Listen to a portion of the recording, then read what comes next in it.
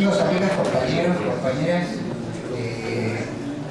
me toca a mí exponer el tema que planteó Yahweh sobre la teoría de Mao sobre la revolución en los países oprimidos por el imperialismo. Es decir, cómo se desarrolló esa teoría a la luz de lo que enseñó Lenin, o sea, del leninismo, marxismo de nuestra época, del imperialismo y las revoluciones proletarias. Nosotros llamamos esa teoría de la revolución de nueva democracia, lo llamó Mao, o teoría de la hegemonía del proletariado en las revoluciones de liberación nacional. La cuestión tiene una importancia capital porque tendremos que en primer lugar ubicarnos en el mundo a principios del siglo XX, cuando el capitalismo, que había triunfado y se había desarrollado en lo que son las grandes potencias de Europa y también Estados Unidos y también de Japón, había llegado a su fase monopolista, al predominio del capital financiero, exportaba sus capitales al conjunto del mundo, buscando mano de obra barata, buscando mercado donde colocar sus mercancías, buscando fuentes de materias primas, como ahora, y de recursos de los que apropiarse para sobrevivir en la competencia monopólica, y en función de esa expansión, un pequeño puñado de grandes potencias, las principales eran Inglaterra, Francia, Alemania, Estados Unidos, Japón, acá, y algunas potencias secundarias, imperialistas secundarias, Italia, Bélgica, Holanda, etc., se habían repartido el mundo, generando o consolidando un sistema de esclavización de las naciones inédito en la historia, que había alcanzado una escala mundial. Claro, eso era un resultado, en la coronación de un largo proceso que había empezado con la conquista de América, allá en la época de esos reinos feudales y mercantiles de España y de Portugal. Había seguido ese primer colonialismo como una segunda etapa colonial de la época de la Revolución Industrial, sobre todo de Inglaterra y de Francia, que había comenzado una nueva expansión colonial, y eso culminaba a principios del siglo XX con el mundo totalmente repartido bajo un sistema feroz de opresión de los pueblos y de las naciones, que había engendrado ya varios genocidios, como lo suele engendrar la dominación imperialista hasta el día de hoy, como lo estamos asistiendo en nuestro día. Como por ejemplo el genocidio del rey Leopoldo de Bélgica, de 3 millones de congoleños asesinados. Bueno, y así siguiendo, las sucesivas matanzas de Argelia, con la que Francia conquistó Argelia de 1830 hasta 1900. Bajo la forma de la imposición, sobre todo del sistema colonial en África y en Asia, es decir, el Estado de las metrópolis controlando esos territorios y esos pueblos ajenos, bajo la forma de semicolonias, países con gobiernos propios pero con una soberanía estatal muy retaseada por la presencia directa de imperialismos extranjeros, como lo fue nuestra hermana República de Cuba, con la base de Guantánamo, el control de su aduana por los yanquis, hasta la Constitución cubana, ¿no?, con una enmienda que subordinaba su política a la política norteamericana, o las sucesivas ocupaciones yanquis en América Central, o el caso de China, que vamos a tratar luego. Y los países dependientes, países con un Estado propio, con una clase dirigente propia. Lenin, en su famosa obra El imperialismo, menciona precisamente a la Argentina como el caso típico de este último tipo de países, pero donde su clase dominante, de origen terrateniente, estaba entrelazada de tal modo con el capital británico, dice Lenin en ese libro, que un autor alemán decía que funcionaba en el comercio como una colonia comercial británica, de alimentos por productos ingleses. Países dependientes que hoy son la norma en el escenario internacional, producto de que muchos pueblos que eran colonias lucharon por su independencia y la consiguieron después de la Segunda Guerra Mundial. Pero en aquella época, hacia 1900, la mayoría de la población del mundo vivía en las colonias y en las semicolonias. Toda África, salvo 2 países, la mitad de Asia, bueno, y los países dependientes de América del Sur, etc. Es en ese marco que se desarrolla la historia china. China desde 1850, 1860, con la guerra del opio que los piratas colonialistas ingleses le impusieron a la nación china para meter como hoy el opio y hacer un gran negocio y oprimir mejor a ese pueblo. Resultado de esa guerra, las potencias europeas le impusieron a China tratados desiguales que incluyeron la ocupación colonial de varios pedazos de puertos y ciudades. Inglaterra tenía Hong Kong, Francia, Shanghái, Alemania, Japón tenía acuerdos, la Rusia zarista impuso acuerdos a China, que después la revolucionaria Unión Soviética anuló públicamente, y bueno, y el Japón, que también buscaba penetrar en China. Además de los norteamericanos, que era un imperialismo joven que decía manos fuera de China, porque que no haya ninguna exclusividad para poder entrar ellos también. En ese marco, la China milenaria se transformó en un país semicolonial. Y a lo largo del siglo XX, incluso una parte importante de su territorio fue colonial, porque fue ocupada durante un largo periodo por el imperialismo japonés, en un proceso que empezó de los años 30 y terminó con la derrota del imperialismo japonés como parte del eje nazifascista al final de la Segunda Guerra Mundial. Y desde el punto de vista de la formación económico-social de China, China era un país semifeudal, había sido un reino feudal milenario de 2000 años de feudalismo, y con la penetración de las mercancías extranjeras se había descompuesto en parte ese feudalismo, creando condiciones para la generación de cierto mercado, y por eso se lo planteaba como un país semifeudal, donde había un régimen estatal de un emperador absolutista, también de un régimen milenario central, y sobre los millones y millones de campesinos, que eran 450 millones en la década del 30, pesaba la población total, el 80% eran campesinos, pesaba la opresión de los terratenientes feudales, a los que los campesinos tenían que pagar el arriendo, de los funcionarios estatales, de los gobernadores, del emperador. En 1911 estalló una revolución en China, dirigida, cívico-militar, patriótica, democrática, dirigida por el famoso doctor Sun Yat-sen, que buscaba derribar al emperador, que buscaba firmar la independencia de China frente a estos tratados desiguales, que buscaba una mayor justicia y una democracia para el pueblo, y en particular para los campesinos. Y con ese alzamiento, y buscaba imitar lo que sería la democracia moderna de los países occidentales, es decir, buscaba una China independiente bajo un desarrollo capitalista propio. Efectivamente, esa revolución al principio tiró abajo al emperador e instauró la República de China, pero fracasó en llevar adelante la independencia de China y transformar a China en un país moderno. En realidad predominaron caudillos militares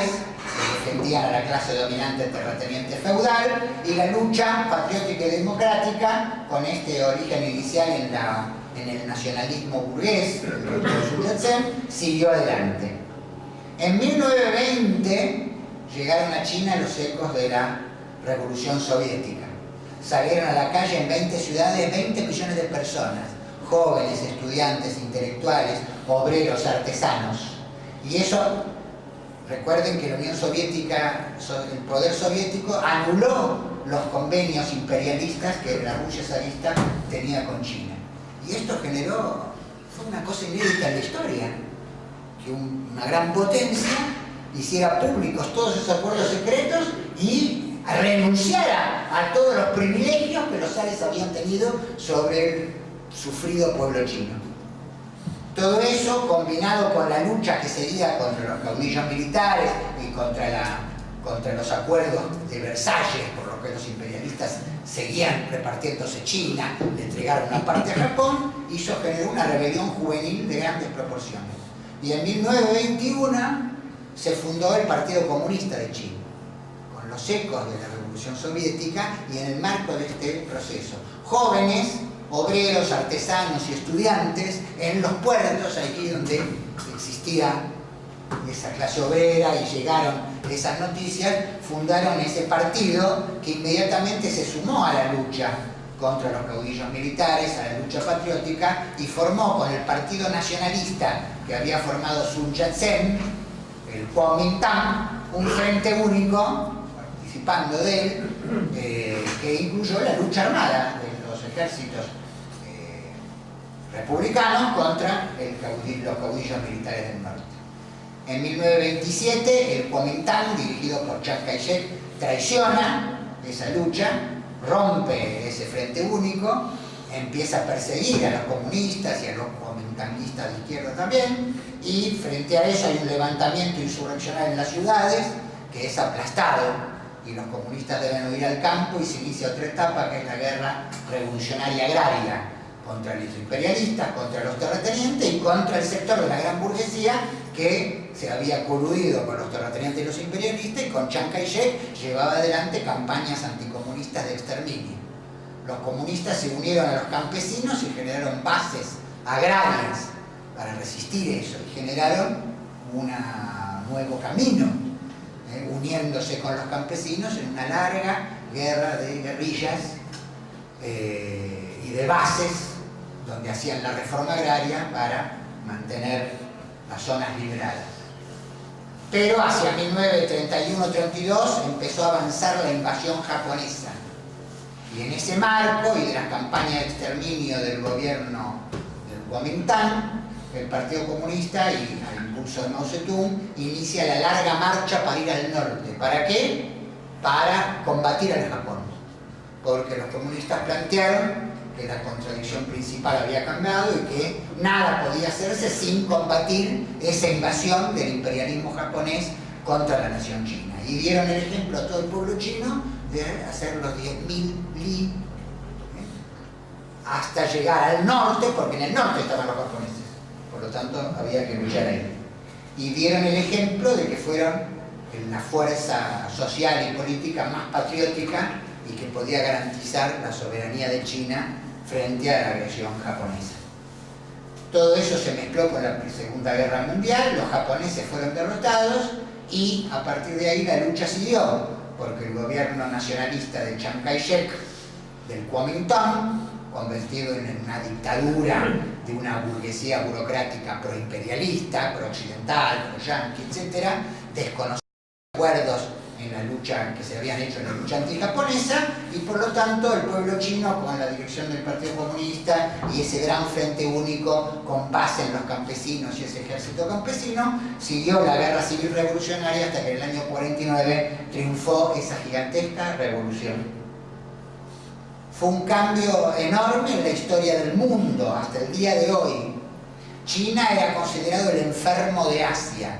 Todos afanaban y rapiñaban en China. Se dice, ¿no? Los campesinos tenían que comer corteza de los árboles, las epidemias, las hambrunas eran crónicas. El opio asolaba a toda la población. Millones estaban sometidos a ese régimen semifeudal y semicolonial. Primero derrotaron al Japón y luego derrotaron a los yanquis y a esa burguesía burocrática subordinada a los yanquis y a los terratenientes que se sometían a ellos. Y sobre esa base liberaron a China del imperialismo, expropiaron toda la propiedad imperialista y toda la propiedad de esa burguesía burocrática, que llamaban ellos, era la idea de la compradora, que habían sido los comerciantes importadores, que estaba asociada a los imperialismos. Y los campesinos hicieron la reforma agraria, ya habían empezado a hacerla en la guerra contra el Japón. La siguieron haciendo, la completaron hacia el año 52. Sobresaliente, con la hegemonía del Partido Comunista y en función de los objetivos de la clase obrera, esa revolución agraria y antiimperialista que acabó con el feudalismo y acabó con la dominación imperialista, marchó al socialismo. Se inició la cooperativización agraria, impidiéndose así que se desarrollara una posibilidad que había, que era que el capitalismo en el campo se desarrollara, la producción mercantil, y entonces los campesinos volvieran a la mayoría a empobrecerse, volvieran a perder la tierra y una minoría burguesa la volviera a monopolizar, como lo que pasó después de la revolución capitalista en China, en la China actual. Y con el área estatal de la economía ya expropiada, se inició el proceso de transformación de la propiedad del Estado popular en propiedad de todo el pueblo, en propiedad socialista. Esta experiencia se resumió y a la vez fue guiada, a partir de que se resumió, en varios textos que Mao Zedong fue elaborando y que creo que los más ilustrativos son la Revolución China y el Partido Comunista de China de diciembre del 39 y sobre la nueva democracia, que hace una caracterización más general de la Revolución China en el marco mundial, de enero del 40, con un mes de diferencia. También se puede recomendar la charla que Mao dio a partidos comunistas latinoamericanos en el año 56, está en el tomo quinto, algunas experiencias de la historia de nuestro partido, y el ensayo de Otto Vargas, Reflexiones sobre una charla del camarada Mao, que fue editado en los cuadernos del hoy, 79 y 80, referidos a esa charla y al problema de la burguesía nacional y al problema del campesinado. Pero entonces, para llenar el objetivo que hoy nos ocupa, ¿qué necesitaríamos desarrollar? Esa experiencia marcó un camino de triunfo para los países oprimidos. Países, pueblos enteros, continentes, por siglos dominados por los extranjeros, oprimidos por las viejas clases feudales o de clan, vieron en esa experiencia una posibilidad. China se puso de pie, dice el discurso de Mao cuando triunfó la República Popular. Es más, la repugnante burguesía imperialista china de hoy aprovecha todo lo que esa revolución de nueva democracia y socialista, porque el socialismo ayudó a garantizar los logros de la nueva democracia con una economía independiente, usufructúa eso en perjuicio de su propio pueblo y en perjuicio de los pueblos del mundo, habiendo convertido China no solo en un país independiente, sino ahora en una potencia opresora. Pero sin revolución de nueva democracia y socialismo, China nunca hubiera podido ser independiente del imperialismo como lo era, como estaba sometida antes. O sea que, para ver el tema, tendríamos que ver en qué consiste esa teoría de la nueva democracia. En segundo lugar, cómo ayudó al PCR a elaborar su línea y a integrarla con la realidad de un país dependiente y oprimido por el imperialismo como es la Argentina. Y en tercer lugar, la pregunta, ¿mantiene su vigencia esa teoría en la segunda década del siglo XXI? ¿Qué sí, qué no, cuánto, cómo? Entonces, primera parte, ¿en qué consiste la teoría? La teoría viene ya de las formulaciones del marxismo, de Marx y de Engels, que en el siglo XIX, a partir del Manifiesto Comunista, sentaron las bases del materialismo histórico y también de la doctrina revolucionaria de la clase obrera. Y en Europa plantearon que la clase obrera no solo tenía que organizarse en sindicatos, sino en un partido político independiente. Y no solo en los países donde ya dominaba la burguesía y el capitalismo, como Inglaterra o Francia, sino también en otros países donde ya existía la clase obrera, ya existían los capitalistas, pero todavía no se había hecho una revolución burguesa. Y dominaba, la clase dominante era una aristocracia terrateniente, noble, con monarquías absolutas, como el imperialismo militar feudal de los Ares, o como la Alemania dividida en varios reinos y principados, todos divididos entre sí. Y estas clases de la época feudal predominaban y impedían el desarrollo del capitalismo y el dominio de la burguesía. Entonces, frente a esa situación, cuando ya existía un movimiento obrero en Alemania que empezaba a desarrollarse, o en Polonia, que gemía sometida por el imperio de los zares y tenía planteado liberar a la nación polaca de su opresión. O sea, en todos esos países el marxismo enseñó que los obreros no tenían que quedarse al margen de la lucha contra los reyes, contra los monarcas, contra los nobles, por la república, por la igualdad jurídica, por el derecho al voto, sino que al revés, tenían que participar a fondo en esa lucha, que era una lucha de aquella época democrática, y que en aquella época lo democrático en el terreno económico-social implicaba un contenido antifeudal, y por lo tanto habría el paso al dominio burgués, al desarrollo capitalista. Pero los obreros tenían que participar en esa lucha, porque cuanto más a fondo se fuera a la plebeya, desde abajo, como se hizo en Francia, con una revolución democrática que destrozara toda esa herencia feudal, mejores condiciones tendrían los obreros para avanzar hacia sus objetivos históricos, que es el socialismo y el fin de la explotación del hombre por el hombre. Era inevitable que esa lucha democrática abriera el camino al capitalismo en aquella época, pero eso en un sentido era favorable a que la clase obrera pudiera desarrollarse, organizarse, y que, como decían,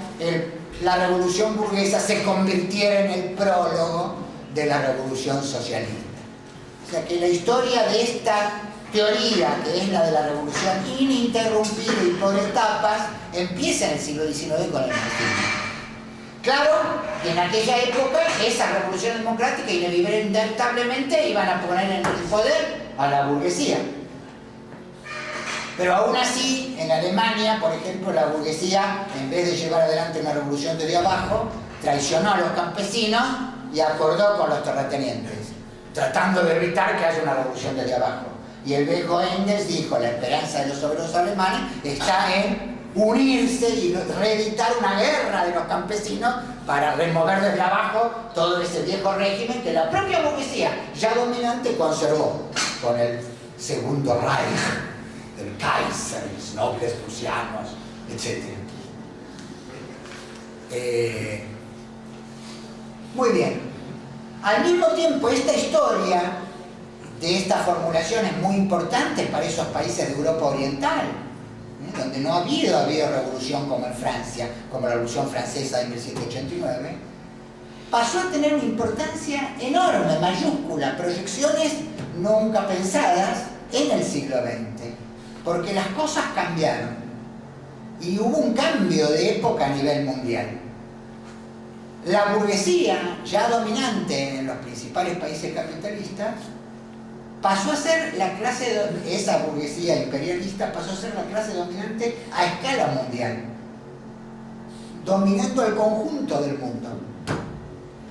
Ya, aunque en muchos países todavía la burguesía del país no tenía el poder y sobrevivían estos terratenientes feudales o esta ocupación extranjera, mirado el conjunto del mundo, el capitalismo, de un régimen progresivo que había destruido el feudalismo, había cambiado la economía mundial, se había convertido en un régimen ultra reaccionario, destructor de las fuerzas productivas, destructor de los pueblos, como lo es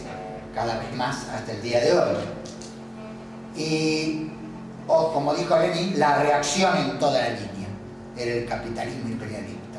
en lo económico, en lo social, en lo político, en lo cultural. Y estallaron nuevas revoluciones. La revolución del 5 en Rusia, que fue una revolución contra el zar, contra la autocracia, como se decía, el poder único del monarca, que representaba a los terratenientes, y se movilizaron los obreros, que crearon los soviets, y se movilizaron los campesinos y el resto del pueblo, y la propia burguesía interesada en transformaciones de carácter burgués, al mismo tiempo era vacilante. Algunos pedían monarquía constitucional, otros eran más republicanos, y sobre la base de esa gigantesca revolución que fue derrotada, se dividió el ejército, los soldados, también es la famosa historia del acorazado Potemkin, que los marineros tomaron y rebelaron a la flota del Mar Negro, etc. Es en base a esa experiencia que Lenin afirmó su teoría de la hegemonía del proletariado en la revolución democrático-burguesa. En Rusia estaba planteada una revolución democrático-burguesa, como había sido en Francia. El pueblo lucha, la burguesía toma el poder. Pero resulta que Lenin dice que ahora la burguesía tira para atrás, vacila, concilia, y que al revés el proletariado puede no solo pelear esta revolución, sino incluso apostar a dirigirla, siempre que se una con los campesinos. Y entonces, en vez de poner un poder burgués, la república, votar cada 4 años el sector de los capitalistas que te va a gobernar, se puede imponer un Estado popular, de transición sería, una dictadura conjunta. En el marxismo todo Estado de una clase sería una dictadura conjunta de los obreros, revolucionaria de los obreros y los campesinos, que permita que se tomen las tierras de los terratenientes, que instaure la república, que establezca la jornada de 8 horas, que garantice la más amplia libertad para la organización obrera, etc. Y que eso era lo que permitiría pasar al socialismo. Allí combatió al economismo, que decía que los obreros no se ocupen de esa política burguesa, que se ocuparan solo de sus reivindicaciones salariales y de su organización sindical. Combatió a los mencheviques, que planteaban que como la revolución era burguesa, por las tareas que tenían que hacer, las tenía que dirigir la burguesía, y el proletariado no tenía que organizarse y pelear, sino que tenía que no asustar a la burguesía. Y también combatió a la línea semi-menchevique de Trotsky, que planteaba combatir al zar con la clase obrera, pero para imponer el socialismo, y no planteaba la necesidad de la unidad con los campesinos para pasar por esa etapa democrática necesaria para llegar al socialismo. La democracia, en el contenido político y en el contenido económico-social, barriendo con todo el feudalismo o las herencias feudales, en la economía y en la política y en la cultura, era un paso necesario para llegar al socialismo. Son 2 etapas, una prepara el camino de la otra. Pero a diferencia de la vieja época, donde la revolución burguesa desarrollaba el capitalismo y después vendría la nuestra, ahora se creaban las condiciones para pasar de la una a la otra de modo ininterrumpido, no interrumpido, ininterrumpido.